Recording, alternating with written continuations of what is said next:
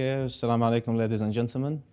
My name is Muhannad Alhazmi, and I'm just starting my second year as a PhD candidate in Brunel, Ahlia University. And it is really my pleasure to present to you one of the focusing on the literature I'm doing for my PhD research with the title of Unlocking the Kingdom of Saudi Arabia Economic Growth Through What is Called the Culture and Creative Economy. Giving you a brief about the vision of 2030 of Saudi Arabia, it's a transformational strategy by our government, putting a futuristic goal to expand our country portfolio in multiple aspects. It focuses on the society, having a global, ambitious nation, and a thriving economy. Driving deep into the thriving economy, it's basically diversifying the kingdom's economic resources with having multiple anticipations, such as reducing the unemployment rate, boosting the small to medium-sized enterprises' participation, along with the private sector contribution. One of these diversification is through what is called the cultural and creative economy, in which the Kingdom of Saudi Arabia in 2018 established the Ministry of Culture. And the Ministry of Culture set a target to contribute by 3% to the country's GDP through culture products. So this is for today's presentation question, what contribution would actually the creative economy do to the Saudi Arabia and align with the vision? Giving you a feedback about the cultural products, if you look into the literature, it's always in conjunction with what is called a creative economy.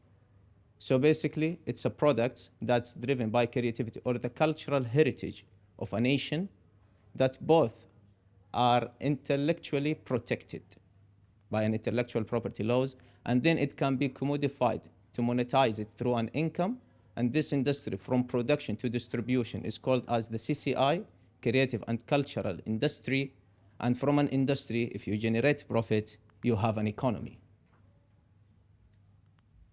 Worldwide, it's governed by the United Nations through a special chapter called the United Nations Conference of Trade and Development, and it's defining it, it's what basically has been demonstrated.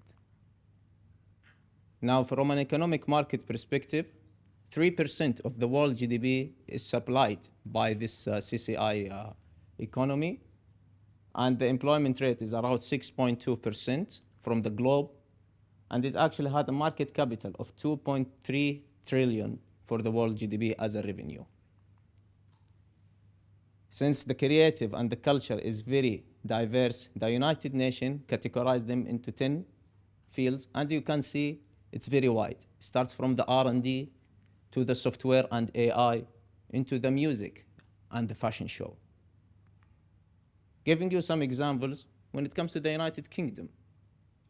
For the United Kingdom, it generated more than 100 billion pounds for the United Kingdom and contribute to 2.4 million jobs.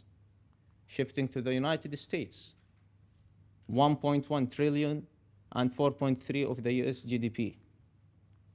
When it comes to Saudi Arabia, since the establishment, it reached to 1.5 GDP contribution.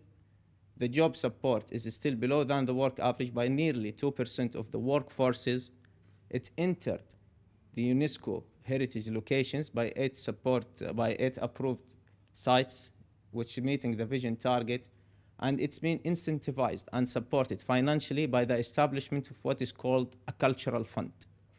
So basically, this is the CCI in the kingdom. This is what the literature is showing.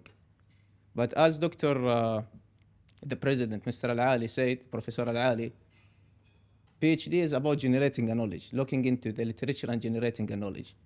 So we know what is the country is doing, but actually, what theories is it following?